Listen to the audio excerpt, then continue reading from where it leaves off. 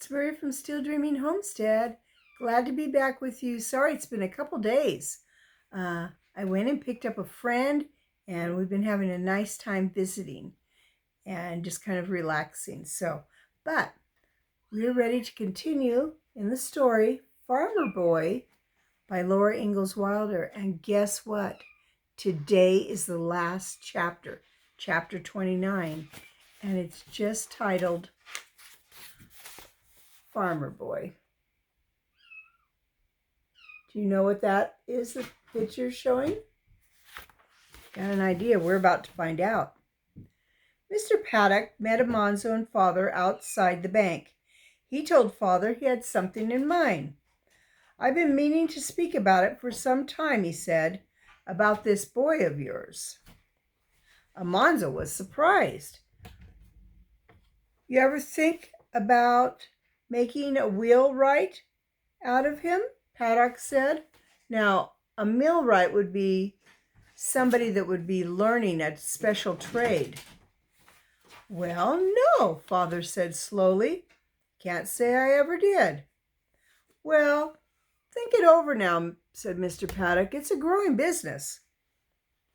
"Wilder, the country's growing, population getting bigger all the time. And folks have got to have wagons and buggies. They've got to travel back and forth. The railroads don't hurt us. We're getting more customers all the time. It's a good opening for a smart young fellow." "Yes," Father said. "I've got no sons of my own, and you've got two," said Paddock. "You'll have to think about starting Amonzo out in life before long. Apprentice him to me, and I'll treat the boy right. If it turns out the way I expect, no reason he shouldn't have the business in time. He'd be a rich man, and maybe 100 workmen under him. It's worth thinking about." "Yes," Father said.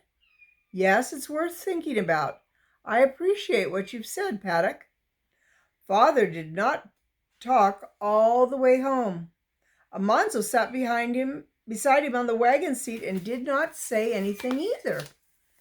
So much had happened that he thought about it all kind of mixed up. He thought of the cashier's inky fingers and Mr. Thompson's thin mouth screwed down in the corners, Mr. Paddock's fists, and the busy, warm, cheerful wagon shop. He thought if he was Mr. Paddock's apprentice, he wouldn't have to go to school. He often envied Mr. Paddock's workmen. Their work was fascinating. The long, thin shavings curled away from the keen edges of the planes. They stroked the smooth wood with their fingers. Amonzo liked to do that too. He would like to spread on the paint with the wide paintbrush, and he would like to make fine straight lines with the tiny pointed brush. When the buggy was done, all shining and new, or when a wagon was finished, every piece, good sound hickory or oak with the wheels painted red and the box painted green, the little picture painted on the tailboard, the workmen were proud. They made wagons as sturdy as Father's bobsleds, but far more beautiful. When Amonzo felt the small, stiff bank book in his pocket, he thought about a colt. He wanted a colt with long, slender legs and large, gentle, wandering eyes like Starlight. He wanted to teach the little colt everything as he had taught Star and Bright. So Father and Amonzo rode all the way home, not saying anything. They had a lot to think about. The air was still and cold, and all the trees were like black lines drawn on the snow and in the sky. It was chore time when they got home. Amonzo helped do the chores, but he wasted some time looking at Starlight. He stroked the soft, velvety nose, and he ran his hand along the firm curve of Starlight's little neck.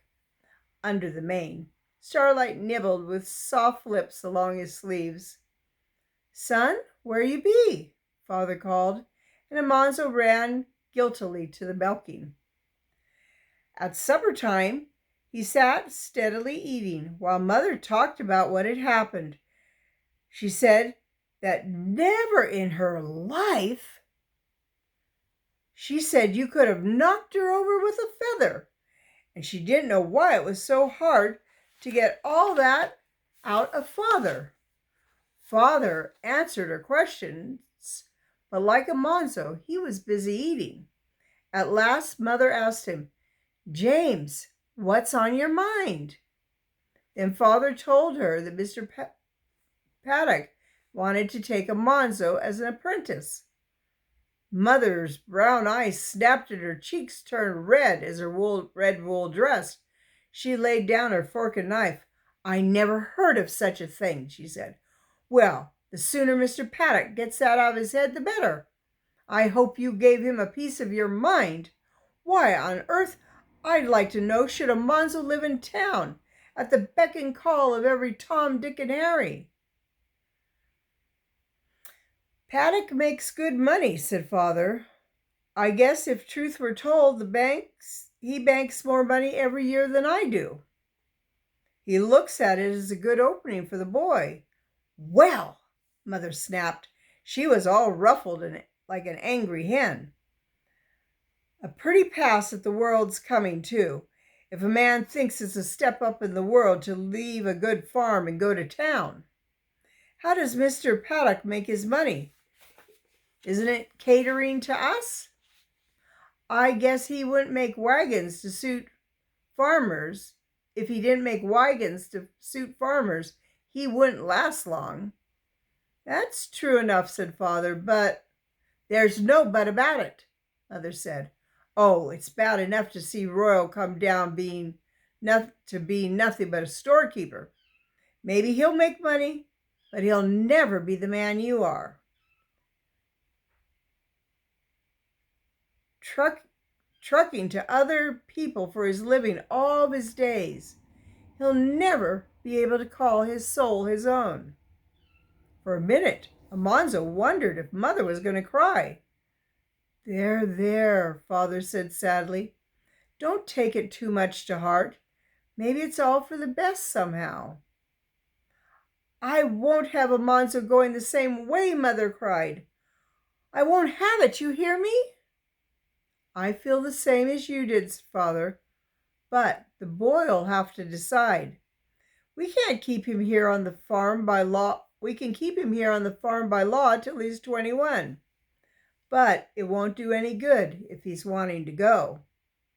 No, if Almanzo feels the way Royal does, we better apprentice him to Paddock while he's young enough. Almanzo went on eating. He was listening, but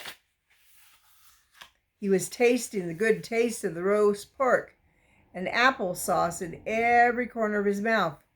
He took a long cold drink of milk and he sighed and tucked his napkin further in. They would tuck it in to their shirt and reached for a piece of pumpkin pie. He cut off a quivering point of golden brown pumpkin, dark with spices and sugar. It melted on his tongue, and all of his mouth and nose were spicy. He's too young to know his own mind, his mother objected.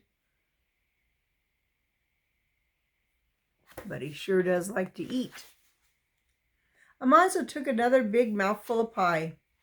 He could not speak until he was spoken to, but he thought to himself that he was old enough to know that he'd rather be like Father than anybody else. He did not want to be like Mr. Paddock even. Mr. Paddock had to please a mean man like Mr. Thompson or lose a sale of a wagon. Father was free and independent, and he went out of his way to please anybody. It was because he wanted to. Suddenly, he realized Father had spoken to him. He swallowed and almost choked on the pie. Yes, Father, he said. Father was looking solemn. Son, he said, you heard what Mr. Paddock said about you being apprenticed to him. Yes, Father. What do you say about that? Almanzo didn't know exactly what to say. He hadn't supposed he could say anything. He would have to do whatever Father said. Well, son, you think about it, said Father. I want you to make up your own mind. With Paddock, you'd have an easy life in some ways.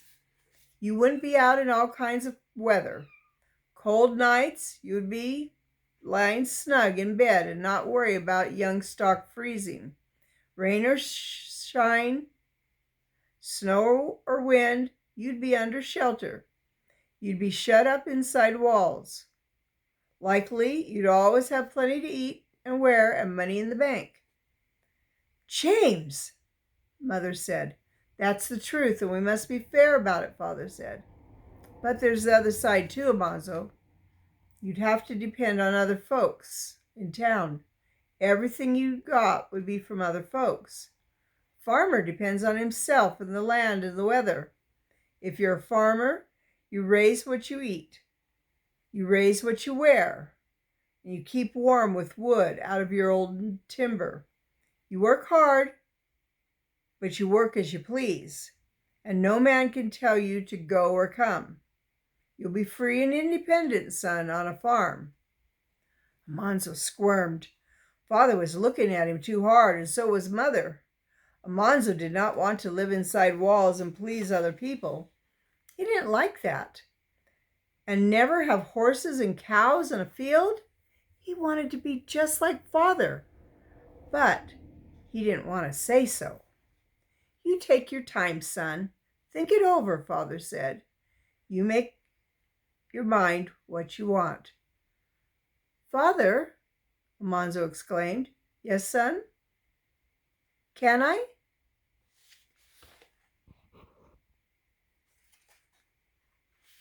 Can I really tell you what I want? Yes, son, Father encouraged him.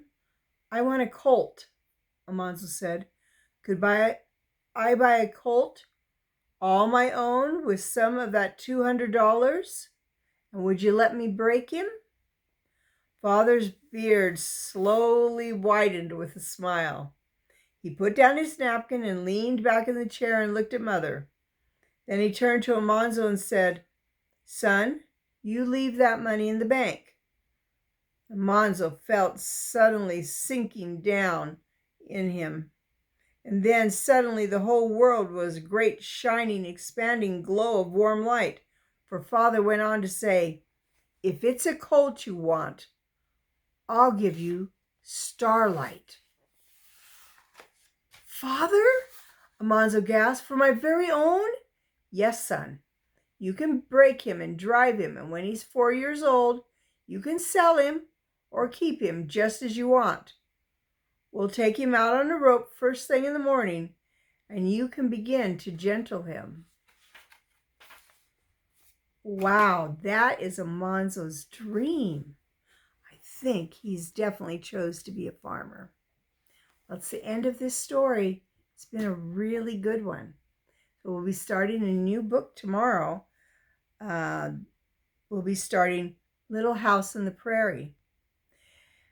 And I wanted to tell you, with that book, there was a TV series that was called Little House on the Prairie. And there might have even been a movie. But we'll enjoy reading the book.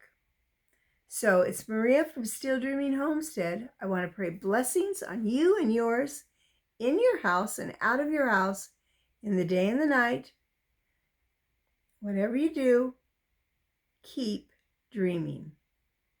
So if you have any friends that you think might like these stories, I'm going to be starting the new book tomorrow, make sure and let them know.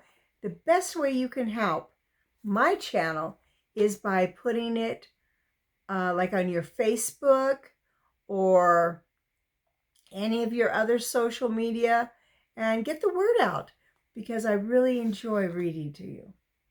All right. Bye-bye. I'll read to you tomorrow.